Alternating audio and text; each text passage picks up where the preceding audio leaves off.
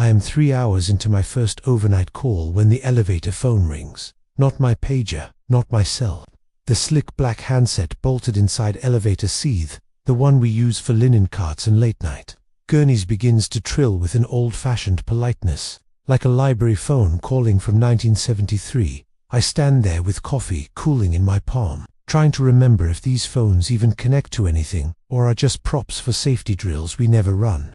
The digital readout above the doors ticks past floors like a metronome. 2, 3, 4, 5, 6, then stutters. The panel fuzzes, as if the hospital's memory is a VHS pausing between scenes. I see it only for a heartbeat, a faint smear of light between 7 and 8 that wants to be a letter. I know better than to answer strange phones, but the ring is gentle, and the night has that held breath stillness that makes every small noise sound like an invitation. I pick up. "Doctor," a woman says, calm Midwestern vowels, warmed by cigarettes and coffee. "We still need you down here." "Down where?" I ask. A soft click, not a hang-up, more like someone put their hand over the receiver to listen to something in the room with them. The doors open onto the 7th floor Oncology. The calming fountain and watercolor leaves administration installed last year to make dying feel like a spa. The fountain is dark. The prints have been replaced by framed black and white photographs with plastic frames, scratched to fog. The carpet smells faintly of damp. The elevator's control panel catches my eye as the doors start to close. The smear of light resolves just long enough to make a thought feel stupid. 7B. I blink, it's gone. There are a dozen rational things I could tell myself. Overwork causes pareidolia lead segments, misfire. Housekeeping swapped a print, and I didn't notice. But the night has its own gravity, and my finger reaches for the brushed steel where a button shouldn't be. There's a give, a matte depression, cooler than the metal around it, as if a coin lived there a long time and got used to being touched. I pressed SFX, a wrong elevator chime half, a note flat. The doors seal, and the car descends without counting floors. The panel shows us steady, the way old radios do when you turn the dial between stations. When the doors part, the air changes. Green linoleum shines like waxed leaves. Avocado vinyl chairs cluster in a waiting bay. Ashtrays are fused into the heavy tables, circles of smoked memories sealed under yellowing resin. A bulletin board carries Oncology 7B temp ward in plastic letters that could be rearranged if someone with a step stool and authority decided to rewrite the past. The smell lands last, antiseptic and hot dust, and something sweet beneath it, like paper that spent the night too close to a candle. A teenager sits in a vinyl recliner at the end of the corridor, a hospital gown swallowed by a chunky cardigan with wooden buttons. She's working a jigsaw puzzle on a rolling tray. She looks up with the bored curiosity of someone who has seen every face in the building twice and docent T-mind a third. "You're late," she says. "For what?" I ask. "Rounds." A corner of her mouth lifts. "There's only like 6 of us left who still think they matter." A nurse in a white cap and crisp skirt strides past without looking at me. The cap is folded into a little triangle like a paper boat. Her shoes click in a rhythm that belongs to another decade. I step back into the elevator, half expecting to find a prank sign taped over the panel. "Happy Halloween." But the buttons are clean and modern 1 through 10, no letters. My face stares back in the metal, thin with the sleep-deprived vanity of interns who think they're invisible. I hit one for lobby, when the doors open on the real 7th floor with its fountain, and leaves.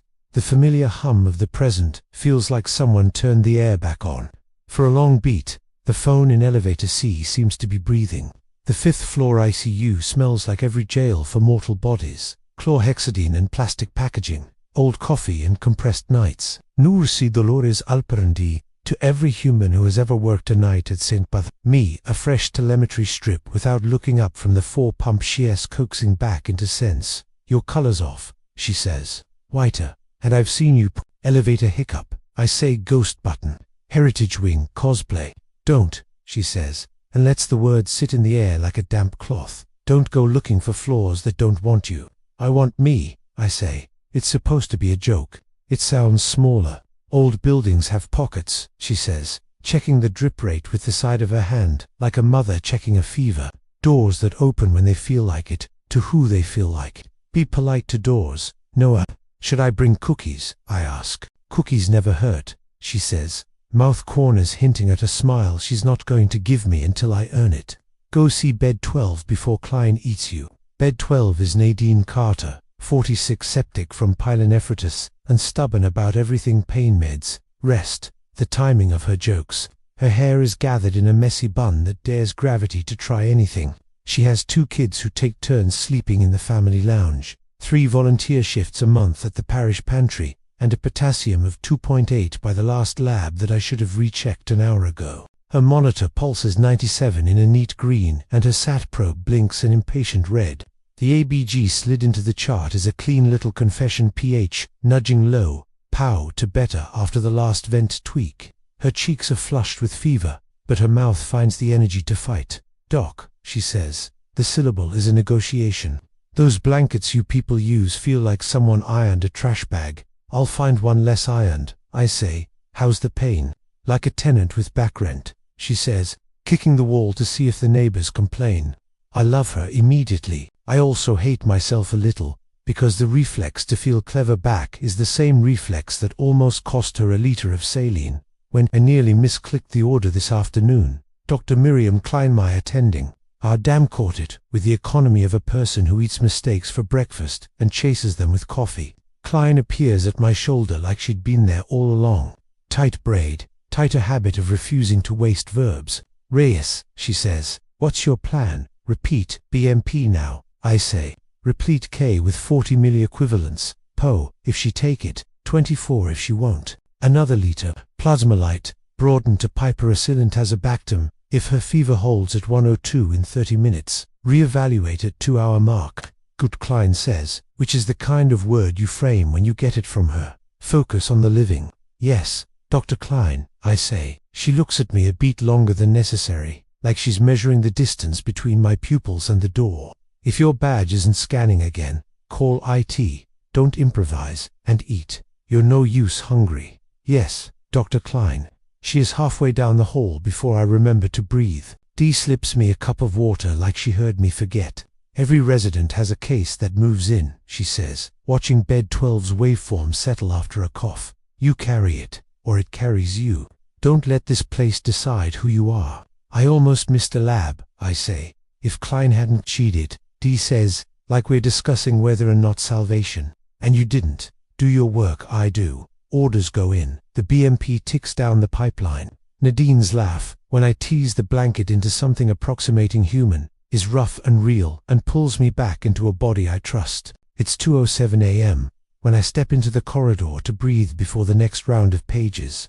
The hour has a taste at St. Bartholomew, a metallic thinness as if the ducts are drawing in from the whole city. A high school janitor's mop water, a bakery's early yeast, a gas station's burnt coffee. The main hallway clock is a bright, cruel digital that always seems 2 minutes faster than my watch. The security guard, Gus Moreno, appears the way old church bells do in towns that forgot their churches, a presence you feel in your ribs before you hear it. He's built like a Union vote, broad and stubborn, with a gentleness that sneaks up as a punchline. He draws a smiley face on the underside of his coffee lid with a ballpoint before every sip. Private ritual, small spell, elevator C.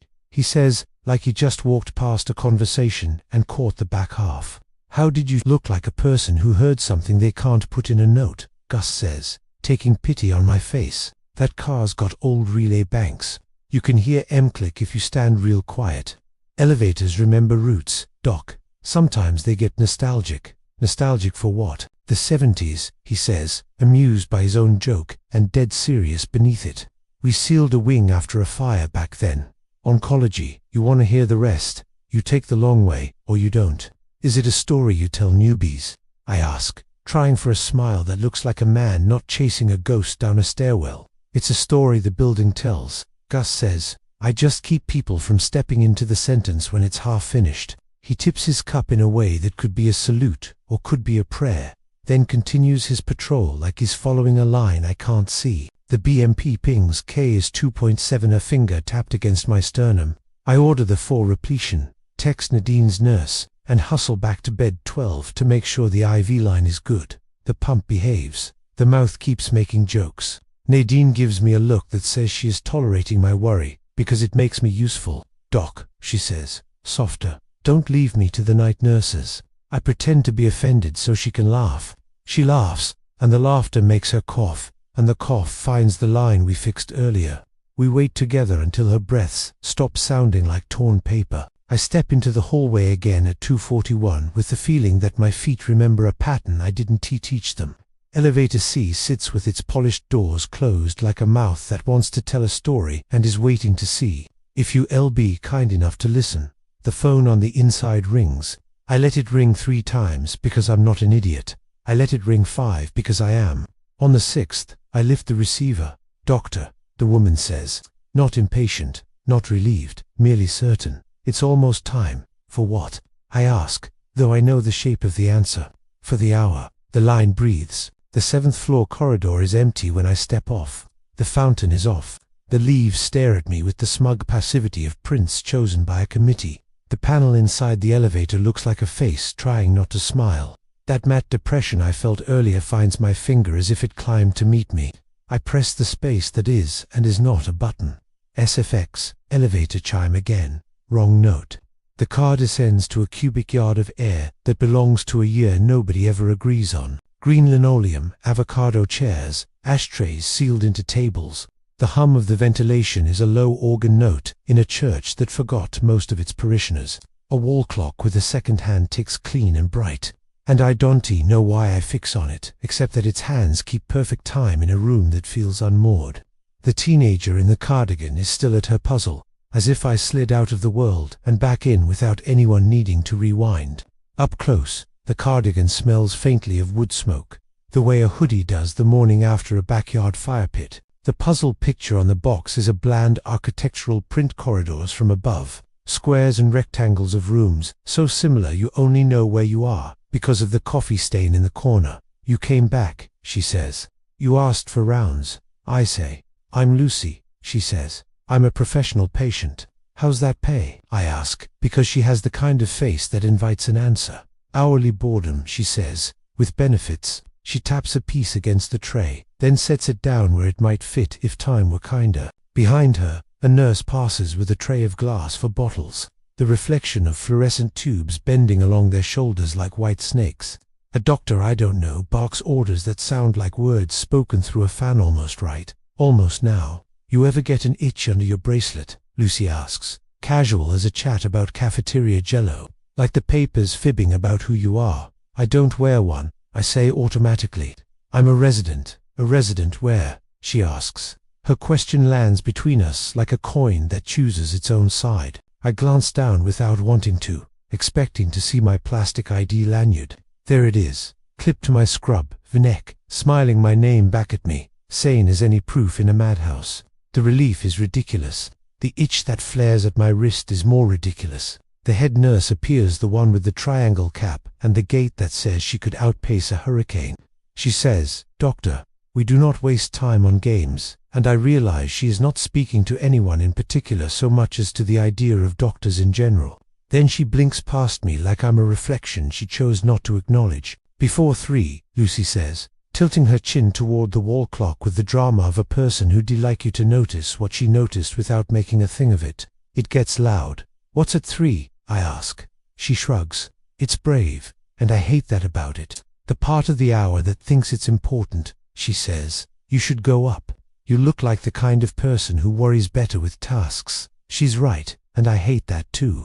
I step backward into the elevator because the body that saves lives sometimes needs to believe in buttons more than ghosts. The chime misses the note again. The doors open on the present like a curtain call, and Dee watches me cross the nurses' station with that dry appraisal she reserves for interns playing blithe with unspoken rules. "Polite to doors," she says. I said hello, and it said, "See you at 3, I say. She doesn't smile. She doesn't scold. She just pours me coffee with the ceremony of a sacrament and sets it next to a plain, sturdy mug that has been here longer than the EMR and will survive it. "Drink," she says.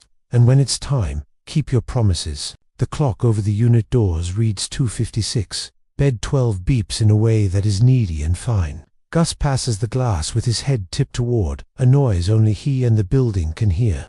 Klein fires off orders to a respiratory therapist like metronome clicks, turning chaos into timing. I drink. At 2:59, the second hand on the wall clock hesitates the way a person does before naming the thing out loud. The hallway air cools in that superstitious way hot corridors have when the roof vents decide to indulge the night.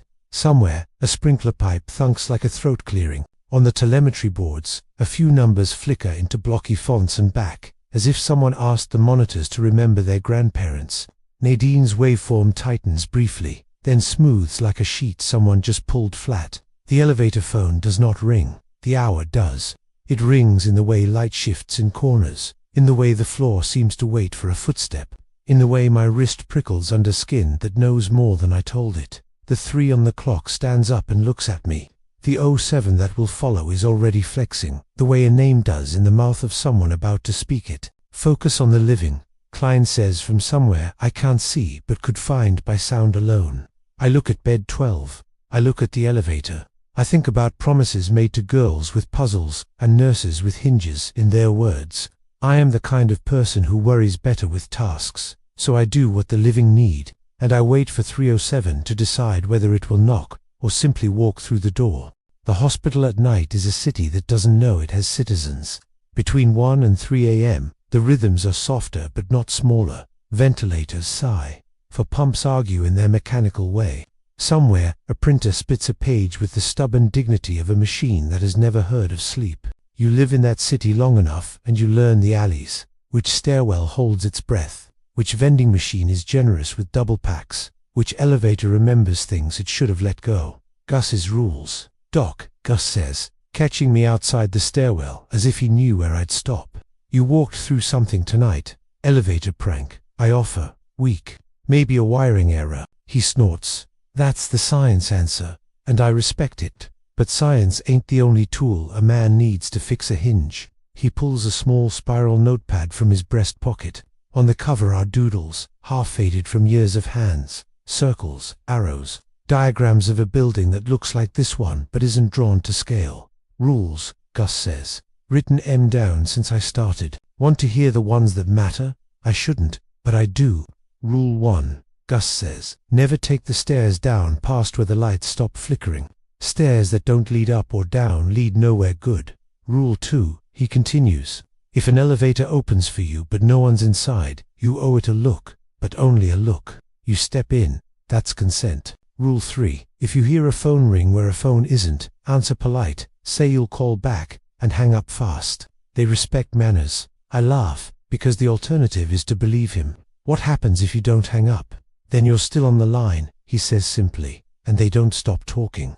He flips the notebook closed and tucks it away. Floors remember, Doc, people too. Don't let one mistake itself for the other. D story. Back in ICU, bed 12. Nadine stirs, groans, settles. D checks the 4, then perches on the stool with the authority of someone who can outsit a problem. You've got that look, she says without glancing up. The one that thinks the building's a riddle just for you. I don't answer. My silence is answer enough. D exhales, like she's about to loan me something she can't get back. First year I worked here, 1979, she says, still had my nursing cap starched so hard you could slice bread with it. My first code was called as 7 Bravo. Thought it was a unit I hadn't learned yet. Ran to the elevators, hit the button. Doors opened on smoke I couldn't smell but could see. She pauses, her eyes on Nadine's monitor.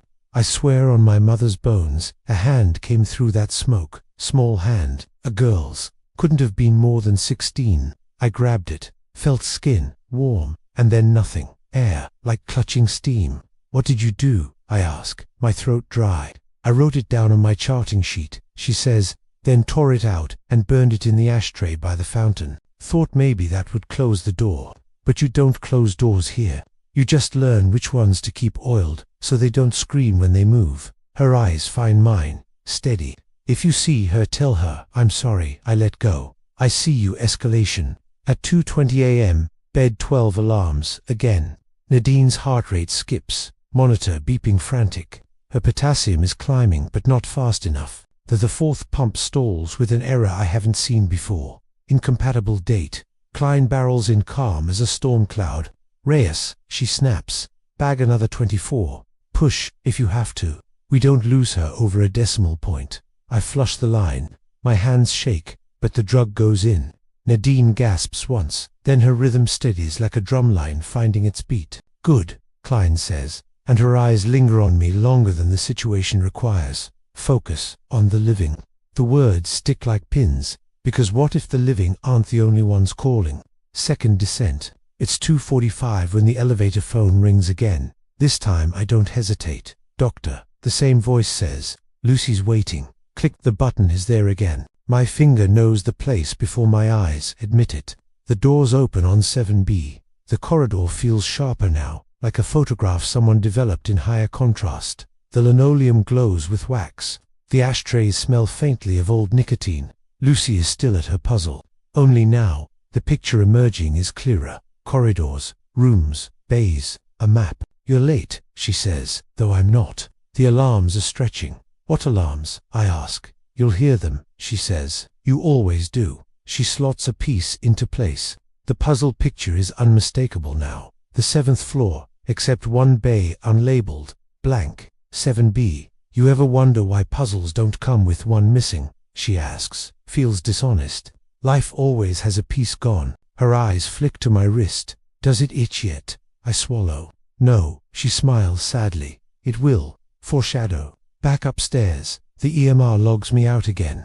The badge scanner blinks green, then red, then flashes. Access, unknown. Dee sees me slap the reader harder than I should. Don't fight the walls, she says. They always win. And Gus, passing on rounds, murmurs like a priest. Doc.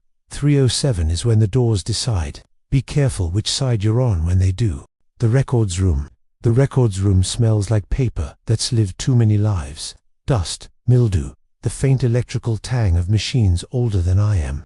The overhead light flickers with a patience that says, you first. I thread the microfilm reader, the crank sticking like it resents being touched at this hour. The real label, Incidents Fire, Hazmat, 1978. The word begins, frame after frame of bureaucratic boredom. A fire drill logged, an evacuation chart scribbled with arrows. Then the headline that lands like a fist in the sternum. Hospital Oncology Ward Fire. 7 dead, 9 injured. The photograph beneath it is grainy ash grade, a gurney, half-tilted blanket over a body. Nurses in caps, their faces ghosted in smoke. In the corner, too blurred for any sane man to claim, but too sharp for me to deny a wrist with a paper band. Letters warped by water. I see them anyway. A, 1, 9, and a smear that wants to be Reyes. I turn the dial. The list of casualties appears, names lined neat as a roll call. Most blacked out, ink smeared, but one remains. Unidentified male, early 20s. I'm 28 now. I was early 20s then. The math doesn't belong to medicine, but the conclusion does. My hands tighten on the crank until the machine squeals. I almost expect Klein to appear and scold me for mishandling equipment. Instead, the door opens and she does. Reyes, she says, like a scalpel, sharp, precise, unforgiving. If you have time to read Vintage Grief, you have time to write your notes. Focus on the living. She doesn't need to raise her voice. Her eyes finish the sentence. Yes, Dr. Klein. I spin the reel backward, faster than I should. The frames blur into grey. The hum settles into silence, but my pulse won't. Lucy's world. The elevator chime is waiting for me by 2:45. The note is still flat. My finger knows where the phantom button is. 7B yawns open like a memory rehearsed too often. Lucy is still at her puzzle, cardigan draped around her shoulders, hair pale in the fluorescent hush. But this time her tray table is littered with other artifacts. A cassette player, bulky and beige, sits at her elbow. Next to it, a stack of 17 magazines with glossy covers, dated June 1978. A plastic cup sweats pale ginger ale. You came back, she says. You asked, I answer. She taps the cassette. They keep playing the same song, over and over. Like the tape is stuck, the machine wheezes. A girl's voice, tinny, sings half a chorus before snapping back to the beginning. You like it? I ask. I did the first 12 times, she says. Her smile is thin, wry. Now it feels like a loop that forgot how to end. She presses a puzzle piece into place. The map grows clearer. Long hallways, numbered bays. The empty square at the bottom edge glows with absence. That's your room, I ask. That's our room, she corrects. A 19 through a 22. Oncology overflow. We called it the half floor. Staff didn't like us calling it that. Why not? Because half things aren't supposed to exist, she says. Makes the whole nervous. Her eyes land on my wrist, itching, yet the skin beneath my sleeve prickles as if she willed it. I resist scratching. I resist asking.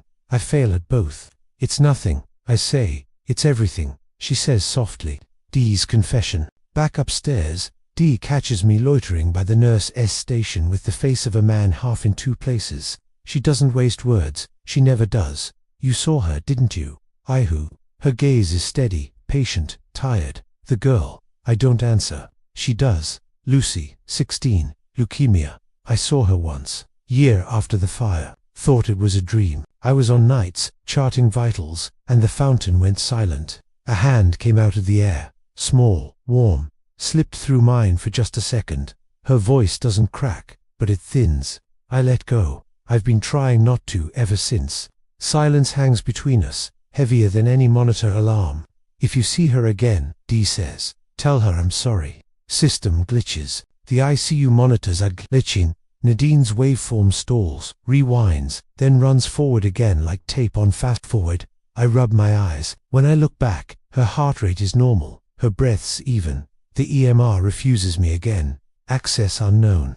I wave my badge at the scanner until it spits out a polite red blink. Don't fight the walls, Dee says from behind me. They always win. Her words should be comfort. They feel like prophecy. Puzzle pieces. Back in 7B, Lucy has finished one corner of her puzzle. The picture is no longer deniable. A map of the 7th floor, with an unlabeled bathtub-place she calls half a floor. You see it now, she says. Don't pretend you don't. Why do you keep building it? I ask. Because if I stop, it unravels, she says. That's what happens when you leave things unfinished. They find ways to finish themselves.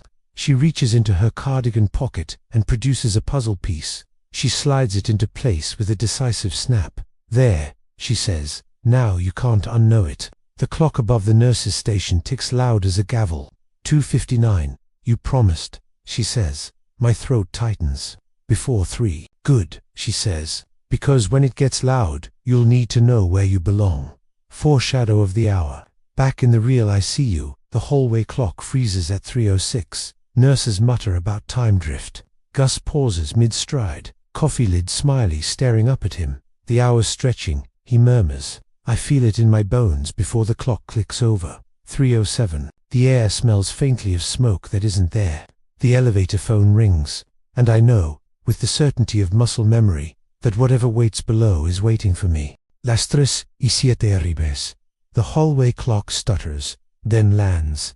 3:07. The air folds in on itself. The fountain downstairs groans, spits, then goes silent. In ICU, Nadine's monitor flatlines, then reverses, the line spooling backward like a tape rewound. Elevator C opens without being called. The button panel glows with its old mistake. 7B. The phone inside rings, not shrill, not urgent, just inevitable. I step in. Elevator chime, the note lower, wronger than ever. The car doesn't move so much as the world redraws itself around me. When the doors part, smoke curls at the edges of the corridor like film burning in a projector. The green linoleum darkens, gloss slicked with soot. The ashtrays are full, cigarettes still smoldering as if abandoned mid-reg. The air tastes like melted plastic. The alarms shriek, except they don't sound like alarms. They sound like a child blowing through a whistle that's been cracked. A sound that used to warn, now pleading. Staff rush past me, trapped in loops. A nurse pulls on an oxygen tank valve that never turns. A doctor shouts for a gurney that never comes. Patients cough, cry, claw at doors that don't open. This isn't memory, it's reliving. Mini-loop 1, the door. A man in a gown beats at the stairwell door with his fists, his knuckles split. Blood smears on the painted steel. The door handle rattles but never yields. I shove beside him. The metal is hot but not burning. It doesn't move. It's locked. He screams, though his mouth doesn't shape words so much as loop them. Behind us, the clock on the wall still reads 3:07. Second hand twitching without progress. I back away. The man keeps pounding forever. Mini-loop 2. The oxygen. A boy maybe 12, sits in bed, clutching his chest. His lips are blue. A nurse jams an oxygen mask over his face, but the tank hisses empty. She yanks the regulator, her face raw with desperation. The boy gasps, chokes, gasps again. The nurse looks at me for a half-second, eyes locking, pleading. Then she blinks past me, the loop snapping back. The tank is full again, but the boy still can't breathe. Mini loop 3, the flames. Smoke thickens, rolls down the ceiling like an ocean turning upside down. A light fixture pops, showering sparks. A porter rams a bed toward the elevator, wheels screaming. The bed frame crashes into the wall, again and again, never fitting through. His voice rasps, "Help me, help me." But when I move to grab the frame, my hands slide through like it's mist.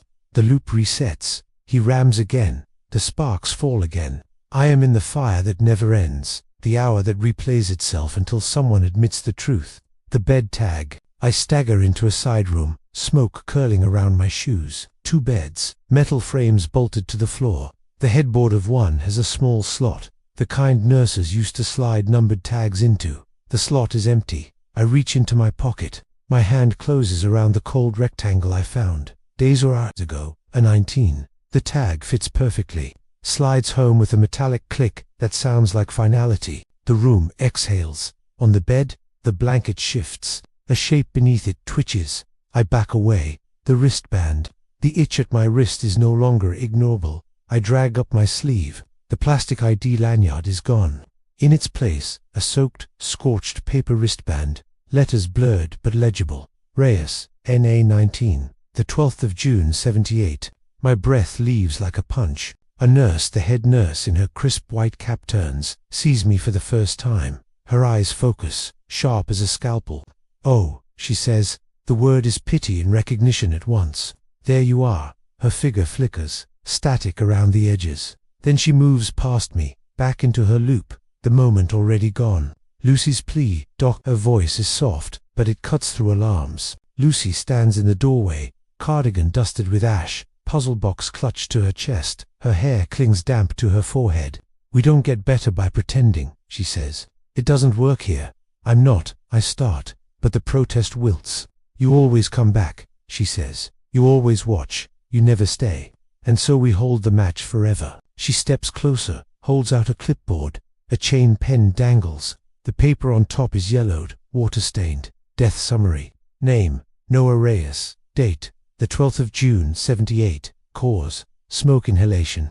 "You sign," Lucy says. The hour quiets. "You don't." It loops, and we burn again. Her eyes shine in the firelight, equal parts plea and command. "I can't," I whisper. "You can," she says. "You already did. You just haven't written it yet." The collapse. The ward convulses, smoke thickens, sprinklers cough water that turns to ash before it lands. Patients scream in voices that echo like recordings. The clock on the wall judders, the second hand trying, failing, stuttering at 3:07. The alarms reach a pitch that isn't sound anymore. It's pressure.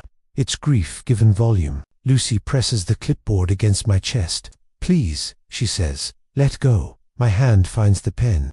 It's heavier than it should be. I stare at the blank signature line. My pulse beats against the paper wristband like it wants out. The pen scratches, assign my name. Alarms cut back. Not silence, but distance. Smoke thins. The clock ticks forward once 3:08, then stops. Lucy exhales, a sound of pure relief. "Thank you," she whispers. "We don't have to burn it alone anymore." She fades, not suddenly, not theatrically, like breath on glass. The clipboard slips from my hands. The elevator doors open behind me with a chime almost, but not quite, on key. The descent. The clipboard falls from my hand, and the fire goes with it. The smoke pulls back into the ceiling like water slipping down a drain. The alarms retreat, not gone but muffled, the way a radio sounds when someone shuts a door between you and it. The clock above the desk finally ticks. 3:08. For the first time in weeks the hour moves. The elevator doors wade open, humming with patience. I step inside. The panel is ordinary, 1 through 10. No ghostly 7B. The space where the phantom button used to pulse is just brushed steel, featureless. The emergency phone hangs quiet in its cradle. I press L for lobby. The car hums downward, steady, almost kind. The lobby, the doors open to pale pre-dawn light. The lobby windows blush with the first edge of sunrise, the kind that paints everything grey before it chooses colour. Nurses trickle in, yawning, trading gossip in voices still soft with sleep. A janitor hums as he mops, the sound an anchor to ordinary life. No one notices me. That feels right. I turn, half to say goodbye to a door that taught me too much. The elevator stares back with polished steel, my reflection faint and thinner than I remember. Then the phone inside rings. The call. It's the same ring, not loud, not shrill, just certain. I freeze. My hand knows what to do before my head does. I lift the receiver. "Doctor," I say. My voice is the same voice that called me that first night, calm, polite, patient. "We still need you down here." Across the lobby, a new resident hurries toward the elevators. He can't be older than 26. Coffee sloshes in his paper cup, badge bouncing against his chest. His face is the face of every intern who thought exhaustion was a badge of honor. He stabs the G button, impatient. The panel blinks, and for half a second, between 7 and 8, something flickers. A faint, uneven light. 7B. The resident frowns, leans closer. His hand hovers. The phone in my ear is warm, breathing D and Gus. Somewhere above, Dee pours the first pot of coffee for the day shift. She doesn't shiver as hard when the clock passes 3:07. She tells herself grief is a door. And tonight, the hinges were quiet. Gus walks his patrol across the lobby, coffee lid smiley, hidden against his palm. He glances at me or, maybe through me, and gives a two-finger salute. Not to a man, but to a ritual. A promise kept Lucy. And somewhere, in a ward that doesn't exist anymore, Lucy slots the second-to-last puzzle piece into place.